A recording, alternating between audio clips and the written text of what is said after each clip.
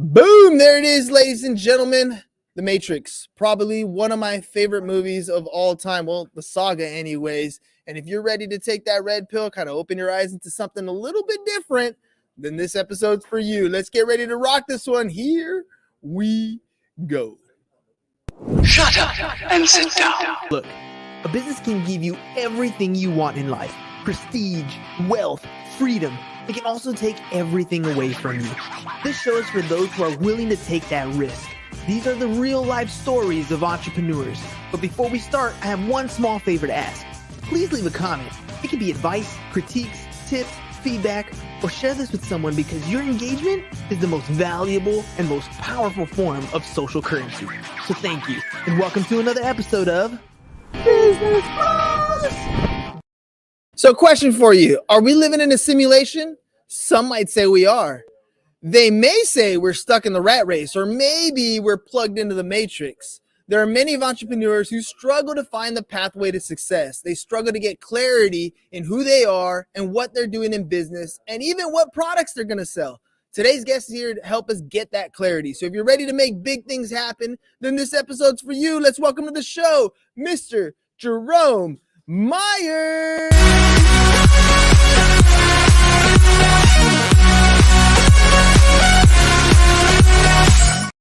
And so the party has started. Jerome, welcome to the program, man. So good to be with you. Thanks for having me on, brother.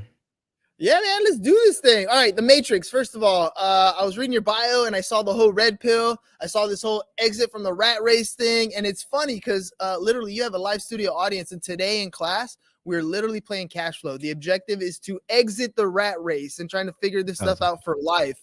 I've noticed in my own personal experience that clarity sounds like it's something great and awesome, very difficult to get to, very difficult to figure out what it is we want in life.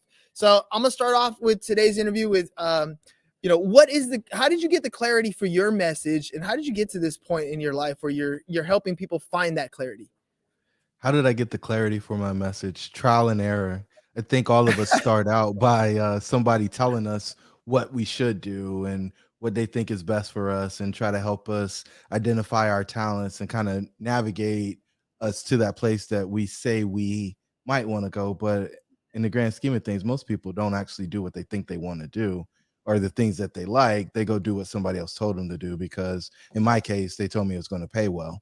And so what we actually do is peel back the layers and help people figure out, well, what do you actually want to spend your time doing, right? We've got three things that create our prosperity: time, talent, and treasures. What most people don't use is their talent. They just go do the thing that they can get compensated for. So if you can find a way to use your talent and you're on mission, if you're in alignment with the mission that you're supposed to be here for, you will always make more than if you just go do the thing that pays you well right off the bat. All right, well, I'm gonna play a little bit of devil's advocate there, because there are a lot of people who have a passion, right? They love something, they love to do it all the time, but that passion isn't necessarily going to make them, $1 million a year. It's not necessarily going to open the doors to live a lifestyle that they want. Give me a specific example. Right? Okay. So, I don't even have a specific example off the top of my head, but I know that given a specific amount of time, I'll give you a good one. Here we go. So I went to the Chris Rock and Dave Chappelle comedy event this weekend, right? And one of the things that Chris Rock was talking about is there's three ways to get attention in this world. One way is to be infamous, right? And that's just to go do something bad that you're going to get known for. The other way is to be excellent. And the problem with being excellent is it takes a lot of work. It takes a lot of effort to become excellent. And the last way is to be a victim, right? And that's where he kind of goes into a whole different thing. I'm not going to spoil it for anybody else. But the excellence part, that is the part where I think we have problem with clarity. I love what I do. Maybe I love swimming. I'm never going to be a professional swimmer. Maybe I love, playing baseball, but I'm probably not going to be that professional athlete. But given enough time, I could gain an excellence in a level and then make a lifestyle for myself. But I think defining success at this point is something that we kind of have to do to obtain that clarity, knowing that success might not look like $1 million a year, but I love every day when I wake up in the morning, right? Every day I get to do what I want to do. Every day I'm driven with passion and I love what I'm doing. How do you kind of compare the two there? The success that is determined by what, maybe what other people make, and actually living that life of passion. Yeah, I don't think the two are separated. I think that's programming, and I think it's bad programming that we get told, "Hey, well, you can't have money and live out your passion." Actually, in our model, we've got 6 layers, and level 5 is prosperity, what you're talking about, making the $1,000,000 or whatever the number is. Most people who get to that level think they've arrived, think they got it, but what they find out, and they find out the hard way more often than not, is that the freedom that comes with prosperity isn't what they were chasing. They were chasing fulfillment. And so in the end, they go back and try to find out how they're going to be significant, which is level 6 in our model. Right. And when you get to level 6, you're making other people's lives better because you have overflow, you have abundance, you have the ability to give because you went and put your mask on first by creating prosperity. But I don't believe that the two are separate. I think that people, if you find the right delivery model, can make a pile of money while living out whatever their passion is, which is why I asked you for that specific example. You might not make a fortune in public school as a teacher, but you could do something else and teach in another way and 10x, 20x the money that you would make in public school doing the same thing. And so sometimes it requires you to create a new model, infrastructure, delivery framework in order for you to earn the revenue that you want to earn. But I don't ever think that they're mutually exclusive. I don't think there is a thing that you could come up with where people make money where there isn't somebody who has an extraordinary success. And we can run through the models and see if we can figure it all out. Joe says, of course, we're living in a simulation, man. All right, let me ask you that. You got 6 levels here, right? So I'm going to ask you a 2-parter. One is, explain to me what your version of us living in a simulation and what is the red pill scenario, and then what are those 6 phases, like what are those 6 levels that you're talking about, so we can kind of break those down. Yeah.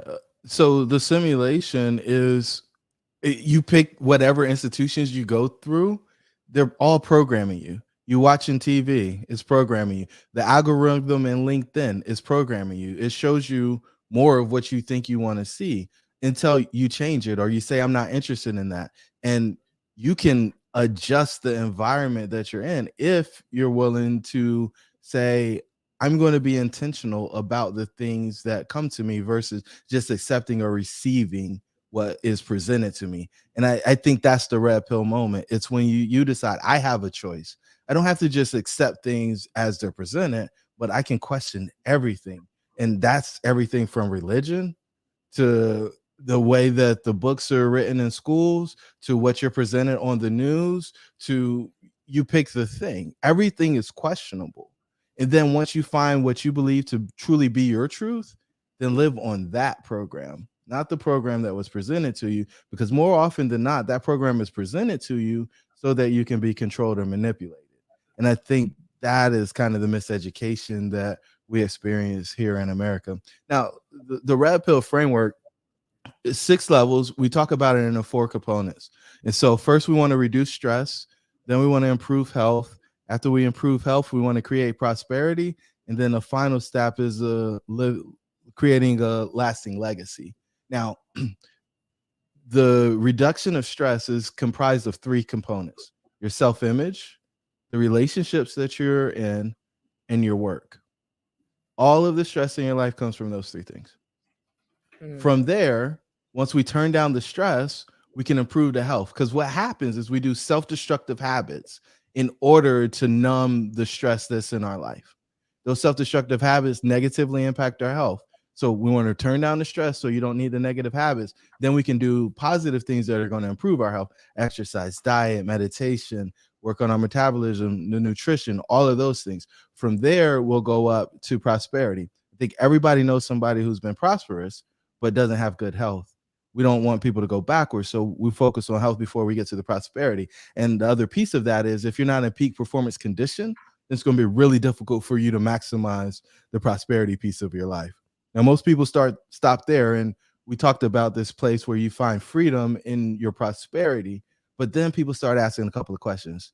What was it all for, and is this really it? Because usually you worked really hard to get to that place, but there was no pot at the end of the rainbow. And so now we want to go to the next level, which is significance. And that's level 6. That's the pinnacle. The goal here is to transcend. This is where you become immortal, because you create something that leaves you, goes into the life of somebody else. And if done well, that will continue to be passed on to other people in this ripple effect that you can't even begin to see the ends of, because you were bold enough to go out and serve other folks. Let's talk about the stress reduction, the very first one. You said image, relationship, and work, right? I think image is one of the first ones that, especially in today's generation, we have a real problem with. I'll give you an example. My daughter always takes a picture, and she's always covering her mouth when she takes a picture, right? And I always pick on her, and I'm like, why are you doing that? Well, her little generation, especially in the last 2-3 years, have been wearing a mask relentlessly. Like, that's all they do is, from elementary school to junior high for her is wearing a mask. And I feel like there's an issue of self-confidence there, where when they take a picture, they're covering themselves. There's an issue with self-confidence with filters that we use on social media. There's an issue with self-confidence when all we're taking is the good pictures, and we're not talking about that negative stuff. That image of trying to portray ourselves as Mary Poppins, practically perfect in every way, becomes super stressful for a lot of people. It really hurts relationships. It hurts how you show up at work. It hurts how you're doing a lot of things. What's a good way to kind of flip that so that we have a different image of ourselves, a different identity that we can have to push us to that next level, so we can start dealing with, and focusing on the health things that we can actually take control over, versus kind of a mental picture of what we want? Yeah, I think that's a great question. And it's one that most of us struggle with. The place that I go to immediately is making promises to yourself. So your self image will improve instantly once you start making and keeping promises to yourself. It raises the level of accountability. And when you have those wins, because you said you're going to do something and then you did it, you feel better about yourself. You believe in yourself. And it doesn't matter what other people think, because you have anecdotal evidence that what you believe is your truth is your truth. Now, the contrary happens as well. For the people who don't actually do the things they say they're going to do, when they don't get the result, they get reminded that, hey, I'm not who I say I am. I don't do what I say I'm going to do. And I don't have I don't have the belief necessary to go to the next level. And so there's this really funky equation with a bunch of letters, but it's programming leads to belief, belief leads to thought, thought leads to action, and action gets your results. Programming leads to belief, belief leads to thoughts, thoughts leads to action, action leads to results. And so if we can get the programming right, which we talked about earlier, that leads to our beliefs. Our beliefs will then inform our thoughts. So a thing happens, we apply our beliefs through that filter, and that creates our thoughts. Now, the thoughts are the things that lead to action. If you don't believe you can do it, if you don't think you can do it, you won't go do it. And vice versa. If you believe that you can do it, you're going to try. If you think you can do it, you're going to try. And the more of the trying we can get, then we can find the success. We can find the results that we're looking for. Faith is a powerful thing. I love how you brought the belief aspect of it, because faith, whether it's through religion or you believe in whatever it is you want to do, that's where it initially begins. Every idea is powerful because it starts off as an idea, as in whether you believe you can do something. Let's move over to improving health, because to me, that's one of the big things, one of the big epidemics that we have in this country is our health. We're too dependent on all kinds of bad stuff that we're eating. We're not moving enough. We're not doing the things that we need to be doing. And it's really affecting more than just, physically. I think that also goes into our own head. We don't have enough energy. We feel like there's not enough time in the day, when really, if we start taking care of ourselves individually as a human being, you'll find you'll have more energy. You'll have more time in your day, even though it takes, a good 45 minutes, an hour out of your day to keep yourself a little bit healthy. Some of these habits that we put into place make a big difference in the world. When you talk about improving health, what areas of health are you specifically talking about? Yeah, we're touching on everything, man.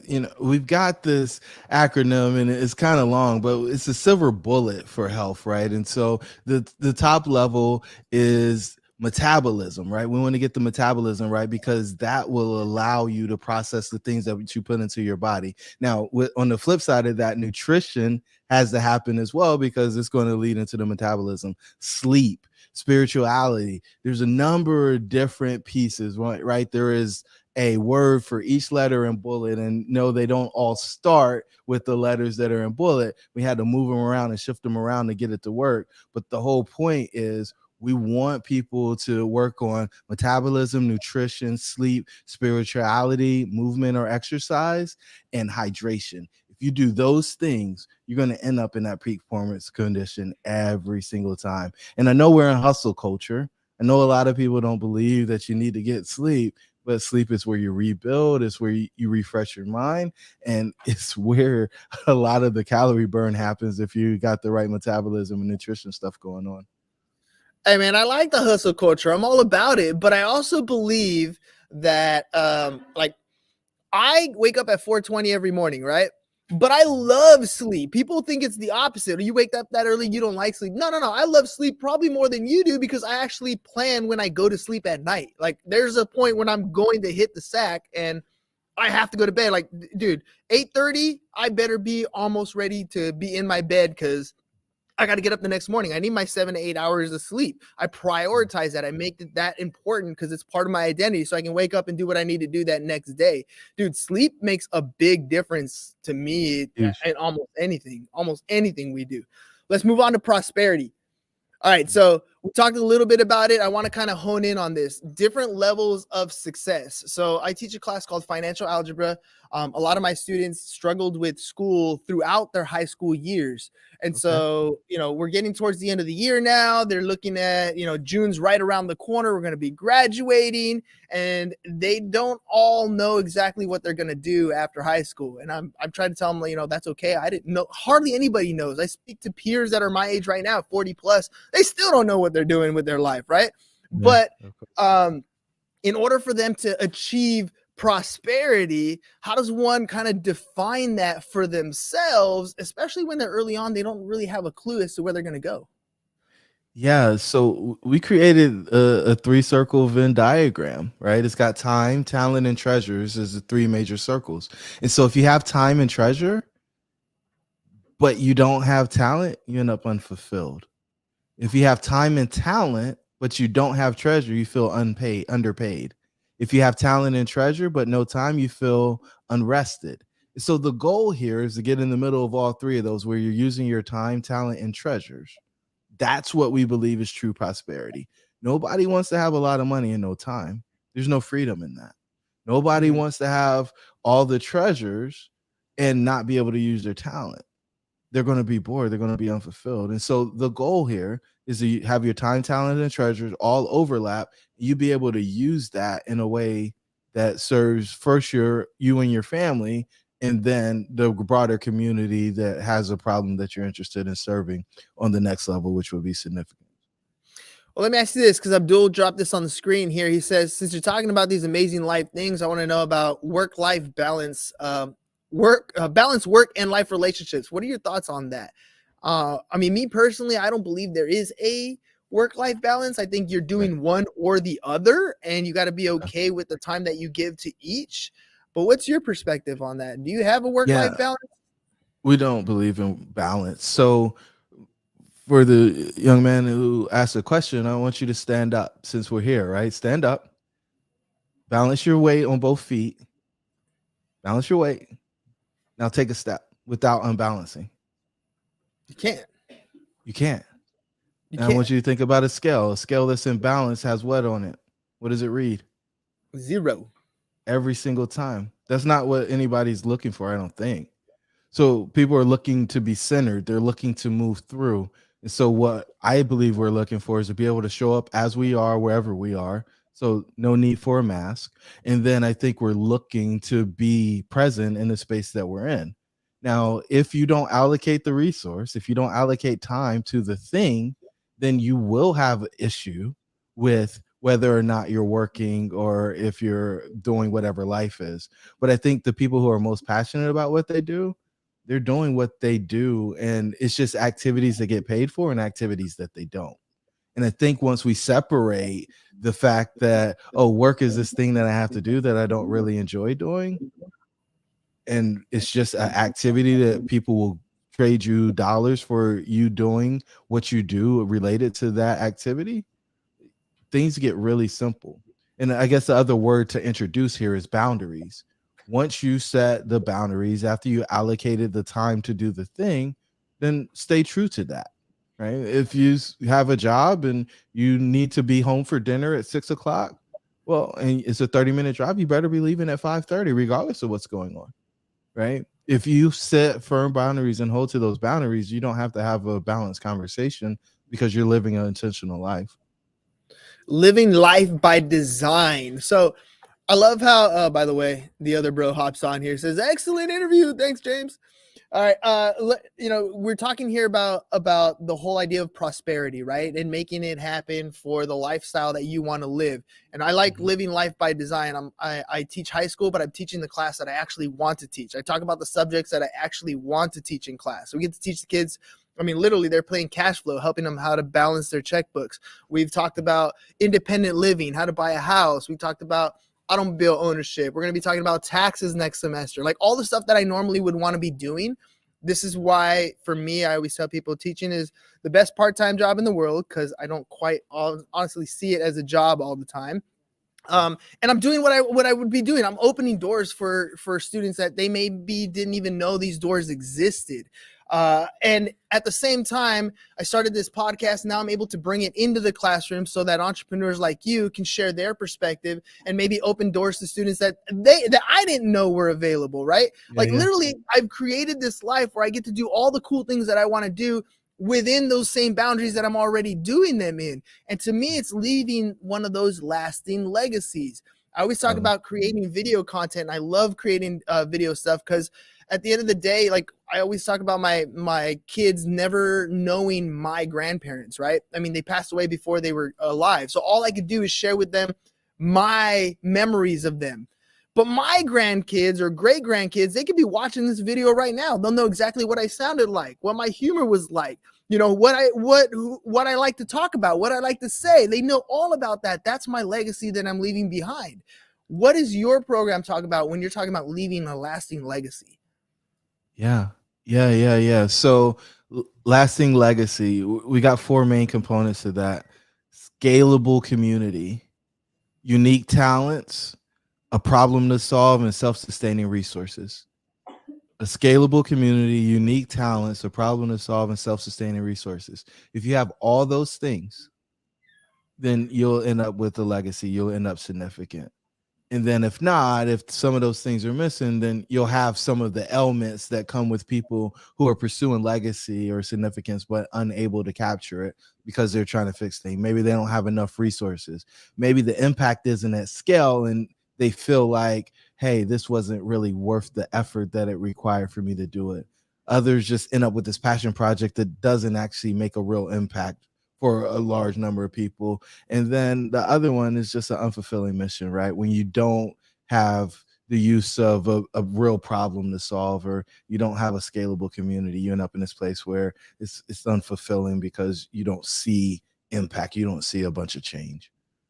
So where do you start? Do you start with the problem? Do you start with the community? Do you start like you always start with the problem. You'll always start with the problem. The quicker you can figure out what problem you want to solve, the quicker your life gets very simple, because it's either the things you're doing are either helping to end the problem or they're helping to perpetuate the problem. And then you can govern the lifestyle creation that I guess I would say the allocation of the time of your life based on whether you want to perpetuate or end the problem. I think it sounds really simple, or maybe it's overly simplified, but the quicker you can simplify complex concepts to very simple decision matrices, it makes it so easy for you to be successful. You know, one of the things I personally struggle with is like giving what my purpose is a grand stage almost. Like sometimes I'll be sitting down and I'm like, dude, I don't even know what I'm doing today. Like, I don't know what I'm doing with my goals overall, especially as you get towards the end of the year. You start thinking about the next year. What do I want to attain? What do I want to achieve? And a lot of times I have this voice in my head that just says, pick something, right? Like, so many different things that I want to solve. And because there are so many different things that I want to work on, nothing ever really gets done. And I keep hearing that voice in my head just saying, pick one and go. Pick one and just go after it. I've seen so many successful entrepreneurs talk about that too. They're like, how do you find success? Well, let's list the 10 things you want to get done. Put them in order from 1 to 10, 1 being the most important, and just work on that one, right? Like, everything else is a distraction. How do you get some of that clarity to pick the problem, right? James is right here. Damn, solve a problem. That's definitely simple. And yeah, possibly oversimplified, but simplicity is beautiful for its own reason. Well said. And just pick something, pick a damn problem. How do you value your problems that you're coming across in life? And how do you just pick the one to go after? Yeah. So, two things I think measure when you're making a decision like this. It is the difficulty or the ease to solve the problem. And then the other piece is going to be so ease on this axis, and then difficulty, and then um, your joy for doing it on this axis. Right. I like doing this. So basically, if you love doing it, 0 being I don't like it, 10 being I love doing it. And then on the ease axis, 0 is really hard, 10 I really love doing it. And you have your list, right? You got the list of the 10 things you want to do. Put a D over 1 and an I on the next column. So D is for difficulty. I should change that to it. So an E and an I. We're going to use all vowels here. All right. So you got the list, you got E. Easy to do it. If it's really hard to do it, you're going to put a 0 beside it. If it's really easy to do it, put a 10. If somewhere in the middle, put a 5. And go down through the list. 5, 10, 0, 5, 10, 0. Put all of them there. Then for the importance piece, I, we want to put the same thing, 10, 5, 0, and go down the list and rank those two. And then we're going to plot them. And what you find is you'll find a couple of them that are 10, 10. Right. And they're going to be up there in the upper right hand quadrant, because if you split the thing into 4 quadrants, the up and right, the farther up and the farther right you can get them. Those are the things that are easy to do and they're really important to get done. And so you want to work your way from upper right to backwards. But as long as there's stuff that's above 5 on both axes, that's going to be in the upper right quadrant. Only work on those. Only work on those first. And the other stuff is going to be, you might enjoy, it might be important, but it's going to be really hard to do. It might be really easy to do, but it's not important. Those things are distractions. We want to get those out of there right away. We want to work on the things that are important and they're easy. And then after you get through all of those are the low-hanging fruit. Then you can come back and do some of the more difficult stuff. That's how you're getting yourself in the flow state. You're like, dude, that one is easy. That one I love doing. I can knock that one out. I do it. I have a win. I chalk it up on the board, right? That's a dub. And then I can move on to the next task with a little bit of momentum rather than trying to take on that harder task. We literally finished talking about debt reduction plans, and we were talking about the same type of thing, right? Laser focus on that debt rather than just shotgun approaching everything. Focus on the one. And we always talk about focus on the least debt possible so that you can have some of these wins and then keep going. Dude, snowball effect. Yeah, snowball effect. Exactly. You've shared so much information. I think people are ready to take the red pill. How do people get a hold of you if they want to work with you? Yeah, man. Best place to go is jeromemyers.co, and you can pick the rabbit hole you want to go down. It goes deep, depending on how bad you want it, but it can go super deep. Then we put a lot of content out on social, so LinkedIn, Jerome Myers. Dude, I love that. Hey, by the way, I got a question for you, because I mean, you went with the Matrix thing. We're literally living past post-pandemic, where every single conspiracy theory either turns out to be like some sort of relevant truth or some sort of wacky, weird thing that's come out. The internet has allowed for so many different conspiracy theories. How often do you get it mixed up, man? When you start talking about the red pill and the Matrix, people come at you with like MK Ultra and all kinds of weird stuff coming at you. Does it ever happen, or you tend to kind of bring it back and start talking about, your 6 phases? Yeah, all I talk about is our model for a centered life, man. All that other stuff. And what's funny is, like, in the 1999 documentary, the people who put that together had none of these meanings that it's been hijacked for. It's just, to me, it's a disgrace on something that was such a foundational, transformational concept for people of our generation. I'm not sure why anybody thought it was a good idea to do what they're doing with it. But, I think most things get bastardized at some point. And this is one At of some those, and point. we're working hard to get it back. Oh, absolutely. Absolutely. Hey, man, any last minute thoughts before we head out? Thank you for coming on the show today, by the way. And actually, I think James said something here at the end. He said your strategy is good for someone who can't stay focused on one thing for too long and needs a variety in their day. I think he's talking about me specifically. So that tends to be me for sure. But any last minute thoughts before we head out? Yeah, just the last thought, the one I love to share with people is your dreams should be real. And so if you haven't heard that recently, I just want to remind you of that. There's somebody out there who is counting on you to do the thing that you were placed on this planet to do. And if you don't do it for us, I don't know what you're going to be stopping, but I encourage you, I implore you, I beg you, I plead with you to go out there and make your dreams a reality so that you don't hurt the planet from being what it's supposed to be. Absolutely. You got one life to live. You might as well make it your own. Jerome, thank you very much for coming on the show. Ladies and gents, make sure you check out Jerome's stuff.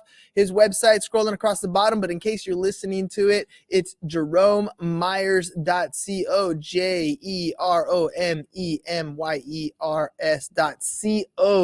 jeromemyers.co.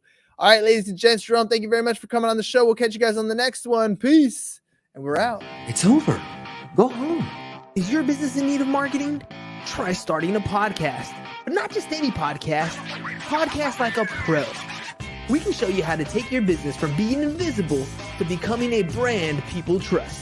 Go to www.businessbros.biz to get started today.